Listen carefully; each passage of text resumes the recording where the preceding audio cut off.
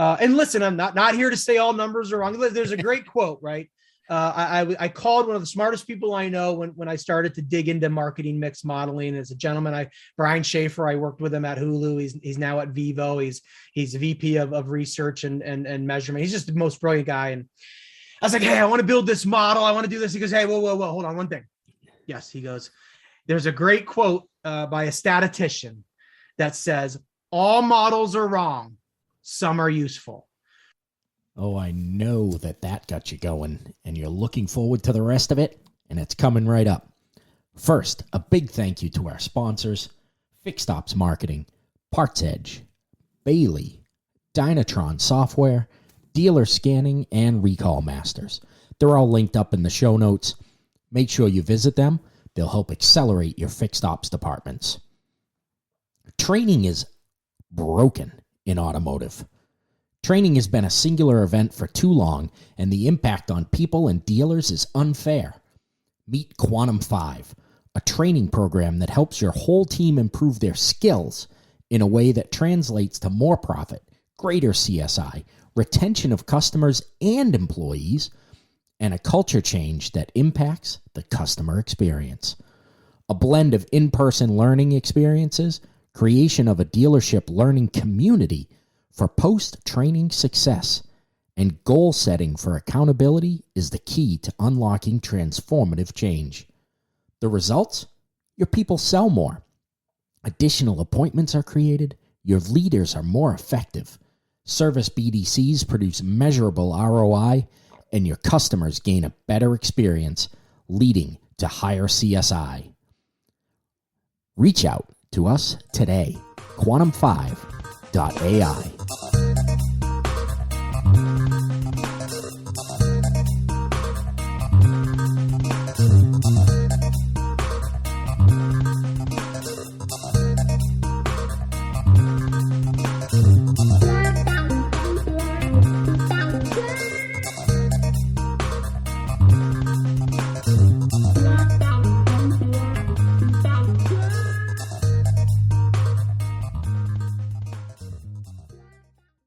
Welcome back, everybody, to the Fixed Ops Mastermind podcast. Super excited today to have Bob Lanham with us today. Bob, I don't know your official title, head of automotive marketing at Meta now, is it? Head of Automotive Retail. At there Meta, yes. Close. Hey, I was close. Thank you for being with us. For those who don't know you, anybody who's around Facebook or LinkedIn certainly knows who you are. But for anybody listening that doesn't, give them the little synopsis of where Bob came from.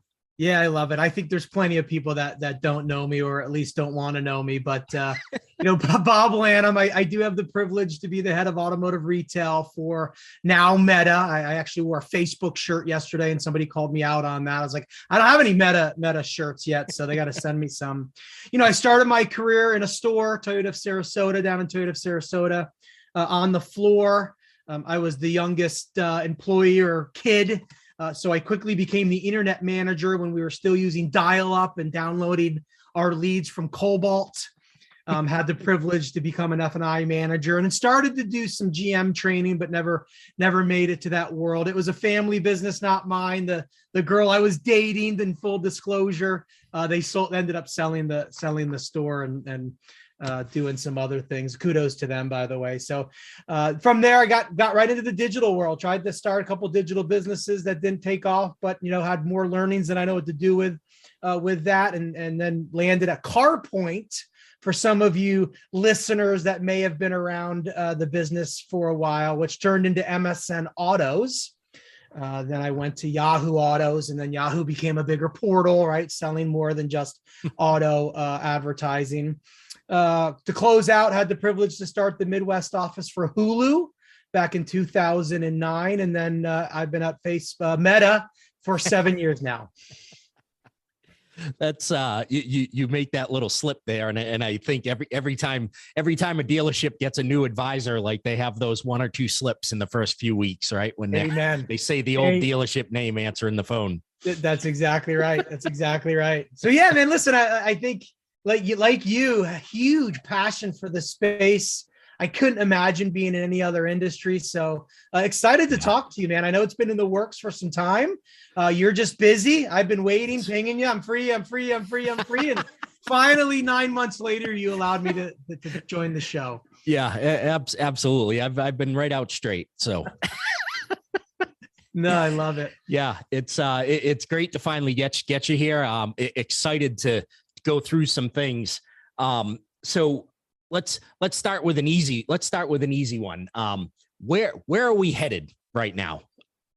Yeah, listen, let's focus on the advertising part right now. I think we all know that SAR is going to be down, right? The used car market's still going to be there. Prices are going to be up, still going to make quite a bit of money per copy for some time. So I think, we don't need to get into the business, but where are we headed with our marketing side of the business, which in GM training, they tell you is your second or third largest expenditure, right? Sure. In fact, I was just with a dealer at NADA, and many dealers, I guess you could say, being NADA. But I asked her, I said, hey, just, what workshops did you do? And she's like, oh, I did this fascinating dealership expense workshop, just a dealership expense workshop.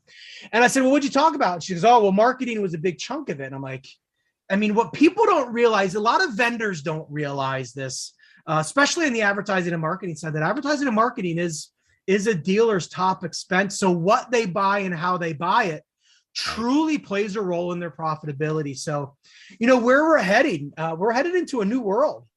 Listen, cookies are being blocked, mobile IDs are being blocked.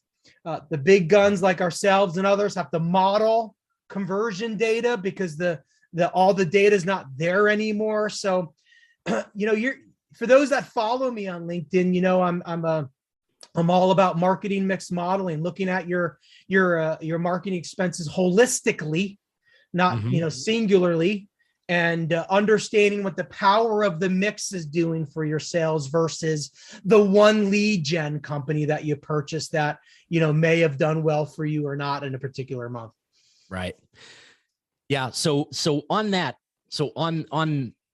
line of thinking, do you think as we go down the road another, I don't even want to say 5 years, because right now it feels like things are accelerating so quickly that 5 years is a world away, but a year or 2 years away, do you see that those individual lead providers are going to either go away or be absorbed into something larger?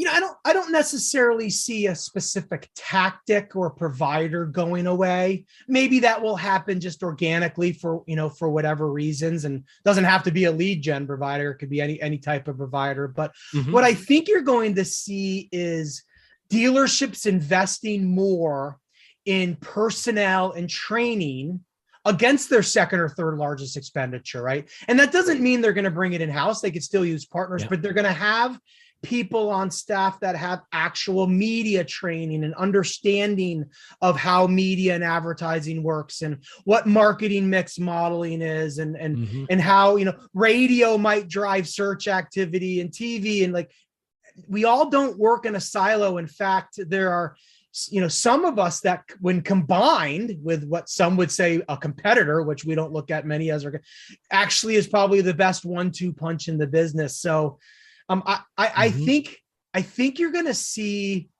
a change where just dealerships get smarter. Here's a great example, Dave, like a perfect example. I'm a storyteller. So everything I'm just an experienced guy. I'm not smart. I just learn off of experience and regurgitate. Right. Me too.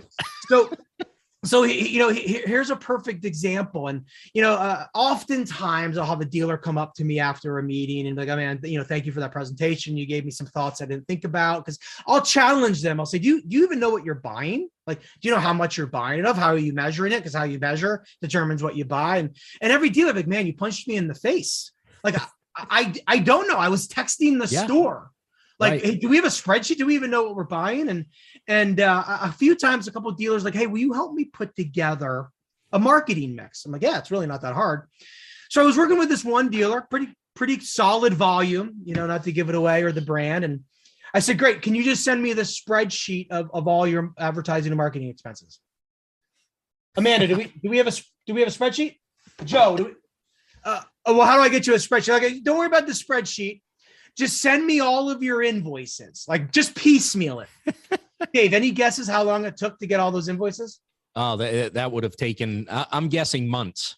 Over a month. I didn't even get it all. I just kind of gave up. I'm like, look, I'll just give you what you can provide me.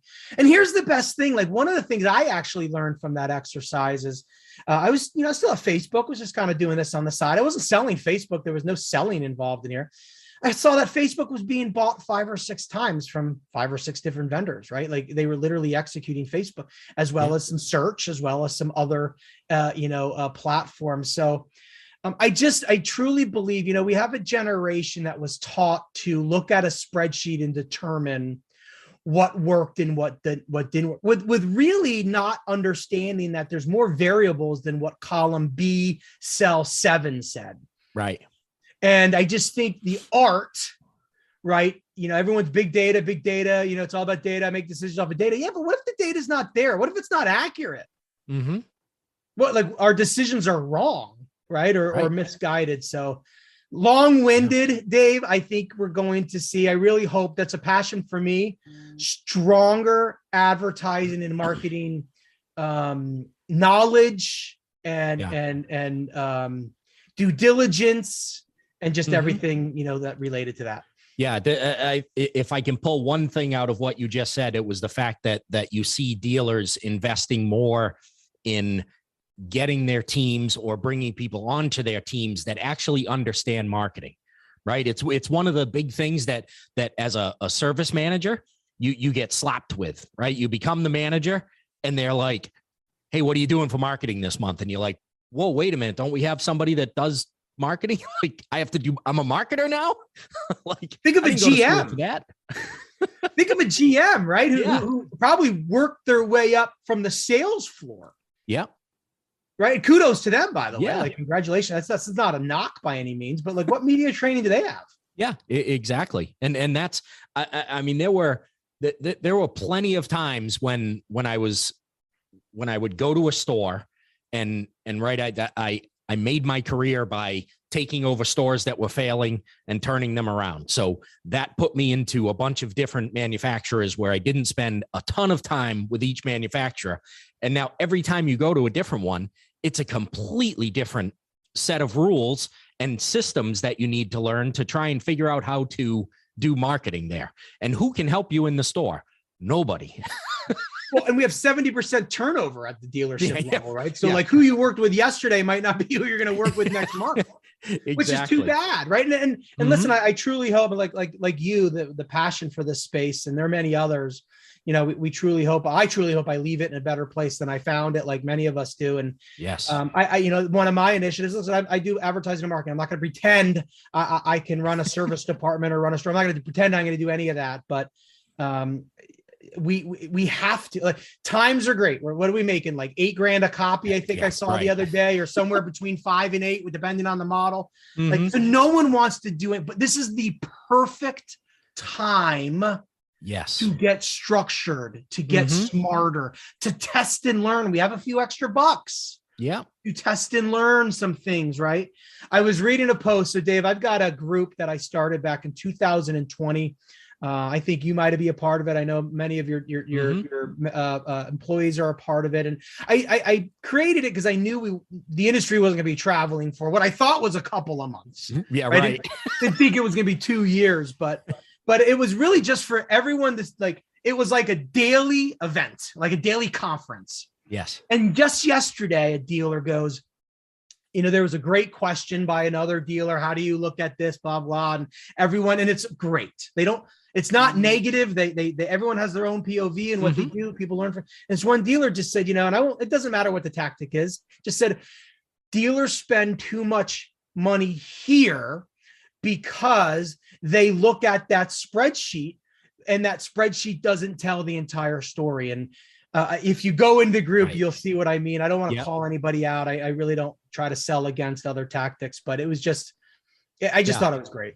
Yeah, I have, it's blurry in my background, but on one of my flip chart papers that is back there was as I was working out consulting plans. And the first thing that I wrote was, the numbers don't tell the full story. right? There's a Not even lot more close. behind it. There's a lot. In fact, like the numbers could actually misguide the story, drive the story in the wrong direction, right? So, and listen, I'm not here to say all numbers are wrong. There's a great quote, right? I called one of the smartest people I know when I started to dig into marketing mix modeling. As a gentleman, Brian Schaefer, I worked with him at Hulu. He's now at Vivo. He's VP of research and measurement. He's just the most brilliant guy. And I was like, hey, I want to build this model. I want to do this. He goes, hey, whoa, hold on one thing. Yes, he goes, there's a great quote by a statistician that says, all models are wrong. Some are useful. Right. But I kind of like, yeah, like there's still art, right? There's still gut. Yes. There's still, I just want to do that. I don't care if it works or not. I'm going to put a billboard over there because I want to see my face on the billboard every day. Okay. Sure. So I guess, what I would like to do, I don't know if this is the right phrase, but undatarize it a little bit, because I think decisions are being made incorrectly based off of inaccurate data. Yeah, absolutely. Brad Lee, do you know who Brad Lee is? Have you heard of Brad Lee? He has a podcast called Dropping Bombs. But on his, he says a lot of times, and he drops this into his podcast, and somebody will bring up a statistic and he'll go, do you realize that 72% of all statistics are wrong? Or are made up? That's what he says, are made up. And it's like, it's a joke, right? Because he's making that up himself, but it's true, right? Isn't that the best? I mean, 72% of advertising and marketing is wasted. It is. Yeah. Sure. Oh, and then we all go along with it, right? Yeah. And you can probably find something to prove that right, like, right? Or you can find the opposite to prove it wrong if that's what you're after. So what advertising platform, what any vendor doesn't have a report that says theirs is the best? Absolutely. Every going back to marketing as a service manager, you put out some kind of marketing and they give you your ROI and tell you that they brought in $382,000 in gross profit last month. And you're like, really? Because the store only did $260. So if I stopped, does that mean I lose money? Like none of that business happens? Well, let's talk about, the service side of it. And it baffles my mind. And, I'll tease something with you, Dave. We're coming out with a brand and dealership loyalty study, and we're going to be launching it in the next month or so. And there's some fascinating stats in there, right? So some percentages in there that just going to have to make people think. And what it comes down to, and I can't give away the stats yet. The legal's got to approve, and we got to figure out, what we have to present. I think we all can relate to that. But what it comes down to is, I had always been trained in the store, right? As I walked a customer through the service bay to introduce them to our service technician, to introduce them to a manager, to make them feel more comfortable with the hopes they bring in the car for service. Because if a customer that I sold to brought in their car for service just twice in a year, so 2 oil changes, I have a 5x more likely chance to resell them a car, right? Because it's the largest, it's the best loyalty strategy for the dealership, but we put no money behind it. No. The OEM doesn't, even though they make a fortune off the parts. Yep. Right. Yep. And accessories. Very the dealer's like, well, I think I'm just getting it. Even though dealerships get less than 10% of fixed ops revenue out of a multi-billion-dollar a year industry. Right. Mm-hmm. Yeah. I asked a dealer, a great guy. I don't know if you know Rob Ruth from Bob Ruth Ford. Great guy. Yeah. I've never met him in person and just connected with him on the phone, follow him. And when the pandemic hit, I just genuinely appreciated his daily videos of, guys, my store is closed. Yeah. I'm paying payroll for as long as he just opened up, and I just really appreciate. But I asked him one day, I was like, Rob, why don't you buy a piece of land across from your store and build a massive service center? Like, why does it have to be, landlocked and you only have so many racks? Like, go buy some, granted, I'm well aware this stuff's expensive. It's not my money. So not your money. Yeah. But why does this Jiffy Lube exist in the rest when listen, Right. they exist for a reason and they're doing a great job. So, but I'm just saying, like, why hasn't the dealerships tried to own that world? Mm-hmm. Yeah, it's very true. It's something that a, a long time ago, feels like a lifetime ago. I was with a Ford store as Ford was opening up their quick lanes. Yes. And they took across the street from the dealership, they had a body shop, and they took the body shop and they moved it to a different building that they owned, and made this one, because it was on a busy corner, and made this the quick lane.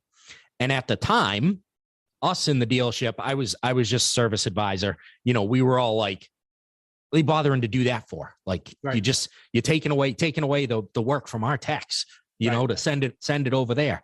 But Ford had the right idea with that. I don't think they pushed hard enough on it. That was the right idea. And if the OEMs had all jumped on that and gone and done that, you could have taken over that world, and increased your retention rates so high that the aftermarkets would not even be a factor anymore. I think the quick lubes, and listen, this is my opinion. I don't know the reason. Somebody smarter than I does, but like, if I own a Toyota, why would I pull into a Ford store to get my oil change? Right now, if the quick lube was separated, like you said, it was like, right. Okay, that makes sense. As long as there's no Ford branding on there, quick lube, oil change, done. I'll hang a right and get it done. Right. Yeah. And as I think back, I don't think there was any Ford. Obviously, it was across from a Ford store, but I think it just said quick lane. I think it had a little wrench in the logo. That's and stuff. Right. And it was a quick lane. So that I've never seen a separated quick lane. Everyone I've ever seen is tied to a Ford, is tied to the service area of a Ford store. So I could see that. Great idea. Yeah. And it still exists today. They're actually, next year, it's Sunnyside Ford. They'll be celebrating their 100th anniversary next year. That's crazy. That's cool. Yeah, and that body shop is still in that other building, and the quick lane is still sitting there across the street, operating as a separate profit center. So that's cool. That's really cool. And that was that was mid 90s. So that was a long time ago. That's been operating a long time. The model works. Well, it's like on the new car side, I keep learning and hearing of the businesses that put up buy centers that aren't located at the dealership, right? They're separated from the store. And I think it's fascinating. I think it's a brilliant move. Yeah. So we go from the old style of quick lane, and I'll jump all the way into the future. Brian Kramer this week, right, completed the first transaction inside the metaverse. That is something that still baffles my mind as somebody who grew up without a computer. But that is certainly something that has the power to, maybe not immediately, but over the next 5 or so years, is going to completely transform the way business is done. Not just automotive business, a lot of businesses, right? You're going to be able to walk into clothing stores and shop and things. Try on the clothes, right? Like literally virtually try on the clothes and the outfits and the combinations. Yeah. First of all, it couldn't be more appreciative of Brian Kramer, who not only willing to test and learn in this time of making a lot of money, but talk about it openly with his competitors and with the industry. So, much respect for him to do that. And you said it, the next 5+ years is probably the right call on the metaverse getting to be a little bit more normalized or standardized. Like, anything can happen from now or then, but it's here. I mean, look, like we do virtual conference calls now in the so-called metaverse, right? Like I got my headset on my desk because I have to literally jump on virtual conference calls. And I'll tell you, if you've never done it, Dave, like go buy an Oculus headset, man. It's $300. I'll give you the permission to write it off to your company. It's on me. It's going to be, it's a write-off, so nobody pays for it, right? You heard it, Dave. You heard it. It's a write-off. So I guess, as people get more used to it for one particular application, business, I guess, right? Mhm. It will get more widely adopted and normalized. So we're a ways away. And Yeah. to let everyone know, like, partners and the industry need to build what the metaverse is for the industry. Not Meta is not building the metaverse for the industry. We're just going to be the platform to be able to help execute it. Yeah, and the layers get put on top of that, right? You're the foundation for it, and then everybody puts everything in that that makes it a home, if you will. That's right. That's exactly right. Very cool.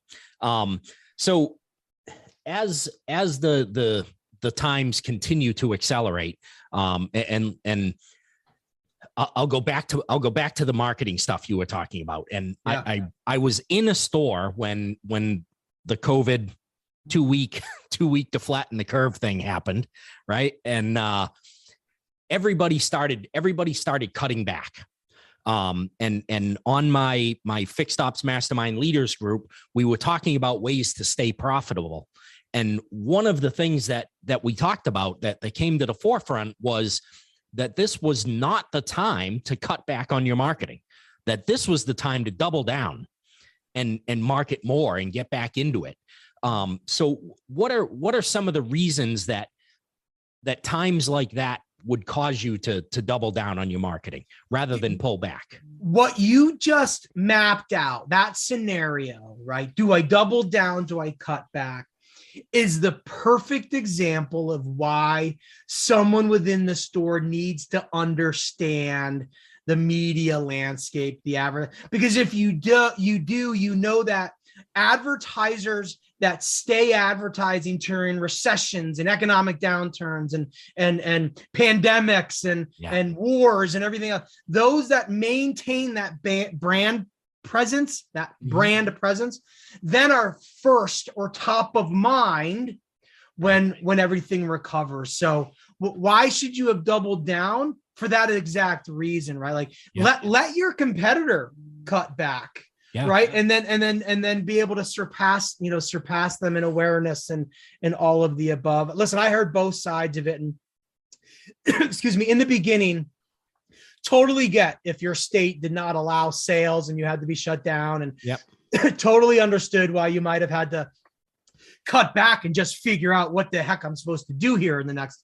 couple of months. But if you were open and you were running and gunning, like, there is no reason whatsoever to cut back. And by the way, some would say, okay, I'm making, $8,000 a copy, $7,000 a copy, whatever it is. Like, this is perfect time. Yeah. Perfect time. You listen, we all know the name Brian Benstock in the industry. And he said this, I don't know if it's his quote or somebody else's quote, but he says, when is the best time to fix your roof? When it's raining or when the sunshine is out? Right. Mm-hmm. But if you get paid off of a gross margin, right, which many salespeople, GMs, GSMs do, and the pent-up demand is there, of course their first reaction is, I'm not going to spend any money. I'm going to put money in my pocket. Right. Which is why, in my opinion, they shouldn't maybe solely own the budget. They should be one factor in how the budget is spent, but not the only factor. Yeah, I completely agree with that. On the service side, what we saw, and you also talked about using times like that to hone your skills. And on the service side, as we saw customer counts drop, and I'm in Massachusetts, so we had a time the service was always essential, but obviously there were a lot less people going to work when things got shut down. As those customer counts went down, but we kept the same number of service advisors on, the numbers actually went up, right? And why is that? Because they had the proper time to take with customers. They weren't churning and burning. Now they had that quality time with a customer to build that relationship, right? To understand the customer, understand what their needs were. And maybe they took a little more time to understand their needs because of what the world was going through.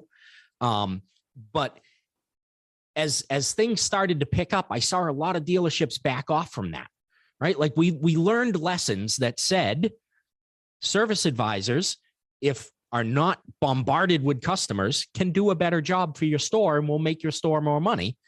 And then as the customer counts came back, instead of adding on advisors, a lot of stores said, oh, let's just keep it the way it was. We were making a lot of money, and they thought that it would stay that way. And it didn't stay that way. Numbers go back to where they were before. So how do you think we have to approach getting the dealership world to understand that a little better, to understand that you need the time with your customers? I'll throw something out at you that you're well versed in, as well as the industry, but we don't really utilize it. Lifetime value, LTV. Yes. Right. Like if this shouldn't be a front of the house transaction, the middle of the house transaction, the back of the house transaction, because then nobody cares. Right. Nobody cares about the customer. In fact, I think lifetime value should be a pay plan. Now, I'm not here to tell you I have it figured out and how it would work and what the rev share or residual values would be across the board. But going back to, I can't remember if I said this on air or off air, but Alex Flores did a video for us at Meta, a little 30-second clip. And he goes, we need to treat customers as humans, not as customers. And I was just like, man, the best way to do that is to take away that transaction mindset, right? Where I'm just here to make this money off of you. Somebody else will make other money off of you. And then somebody else will make money off of you. So I guess what I'm trying to tell you is, lifetime value, I would love to see play a bigger role, not only in payroll, but in marketing. Yeah, I think we need to market to people differently based off of their lifetime value. So if you have a customer that has bought 6 cars from you, gotten all their service from you, why would you send them a $4.99 ad? I'm telling you this, I'm willing to pay $200 in oil change as long as I can pull in whenever I want. Right. Maybe where I want. Yeah. And have it. I don't even need it done in an hour. As long as you have decent Wi-Fi, like just give me a space to work, because I would have already planned that in my time. Right. I don't have time to call the store, get passed around 6 times, deal with somebody that doesn't have time. I don't really have time. Well, then I don't have time with you. So I guess what I'm trying to say is we need to market to people differently. I believe this. I believe this. I believe if dealerships flipped their marketing from the back of the house first, in the long run, they're actually going to see higher loyalty and stronger profits. I know it's hard to say stronger profits now because of the world we live in, but when we normalize when we go to, if we go to just-in-time inventory, build to order. Okay, then what value proposition does the 16 Ford stores that are around my house have? Right. Yeah, there is none. And the OEMs are still dumping billions of dollars into their TV ads and everything else to drive people to the stores. So for you to then spend more money to drive people into your empty parking lot doesn't make a lot of difference. Had this conversation 2 days at NADA. It was with one of the larger dealers in our country for a particular brand. I don't know what we were talking about. I said, we all know how much your brand spends on national advertising, historically on national advertising. $1 billion. Yeah, a lot of money. Yeah. And now let's think about what your regions spend, like your tier 2 advertising. Yeah. Probably more. Yep. Now let's think about all the dealers. I said, if we ever calculated all 3 and divided by the number of vehicles sold, it'd be like $5,000 cost per car sold. Like we were laughing hysterically because it's never been done before. I've never seen a report that's like, the overall cost per, we just look at it at the dealer level, and then tier 2 gets their claim of fame, and then tier 1 just, we got to get smarter. We got to get smarter. I'm laughing because I've never even thought about it that way. That would be an amazing study to do. Listen, we've been challenging dealers pre-pandemic when our team was on the road. We had a piggy bank slide, just a piggy bank, piggy bank. And I'd stand up there. It was right after, I would say, a slide before. Do you know what you're buying? Do you know how much you're buying it of? And do you know how you're measuring it? Because how you measure defines what you buy, right? Mhm. That's the slide where all these general managers and dealer principals have said, you punch me in the face. I have no idea. I text the store. We don't have a spreadsheet. Right? And then I followed up with, we all have heard the quote, 50% I spend on advertising is wasted. The trouble is, I don't know what 50% that is. Right? Right. So I'd say, listen, on average, I would bet. On average, I would bet. And I was nervous as hell the first time I presented this. I said, on average, every single one of you in this room could probably cut, not spend, put it back to the bottom line. Upwards of 40 to 50% of your advertising and marketing spend, still sell the same amount of cars, if not more. But what is 50% of your marketing spend? What would that do to your bottom line? I never once in the thousands of times I presented that slide, had any dealer say, you're an idiot. My marketing is down to the dollar. I know exactly what they all go like this. Yeah. But then they leave. And then they're I'll close with this story. If you ever ask a dealer principal, maybe the general manager, if the dealer principal is absent, whatnot, what's your payroll monthly cost? They'll ring it like that. Yep. They'll ring it like that. What's your floor plan monthly cost? Mm-hmm. What's your advertising and marketing? Amanda, Tom? Somebody tell me.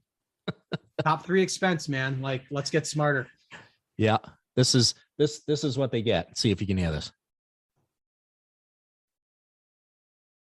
It didn't work. It's supposed to be crickets. But you know what I love about this space is, while we're all egotistical, I'll admit that, right? We all are the best at what we do. They also, the space is also humbling, and I think people do get humbled and people want to talk about it. You're right. Mm-hmm. I should probably do, but they may not do anything about it, but nonetheless, right. They don't fight you. They don't tell you you're wrong. And they tell me that I'm wrong and stupid on other things, but at least on that scenario, they haven't told me. Absolutely.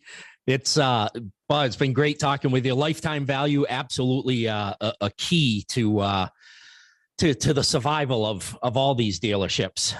That's what we're working at with Quantum 5 is teaching people how to interact with their clients so that they can build that lifetime value. Right. We want people coming in, and we want somebody to have in their phone, like, I'm their car guy. Like, I got a problem with my car. I got to call Bob. Right. Not I got to call the store or I got to look up oil change near me. You want them to call Bob to find out what's going on with their car. You ready for this? Yeah. Number one reason why somebody buys from a particular store: customer service from the salesperson. The number 1, the 2, and 3 post-sale communications that the buyer wants to have from the dealer. Are you ready? Mm-hmm. Thank you note. We laugh, right? Tough to do, right? Not the templated email that says thank you on behalf, like the one that sometimes doesn't mail merge properly. Like, yeah, a handwritten thank you note. I just spent $75,000 on a car that doesn't even have all the accessories that it used to because the chip didn't show up yet, right? Like, yeah. Think. Ready for number 2? Yeah. Maintenance tips, deals, promos, and how do I get in touch with you for service? Number 3, regular contact regarding scheduled service and maintenance. This isn't hard. No. This isn't hard. Yeah, it's not hard. And number 4 on that list is probably make it all easy on me. All of those things. I just want to click the schedule. That's all I want to do. I can click to buy anything and have it delivered on my doorstep, including a private jet. Can I just click the schedule of service, please? It would be so easy. Bob, it has been awesome having you with us. I greatly appreciate you taking some time. Been really exciting talking to you. Dude, anytime. Loved it. All righty. Have a great one.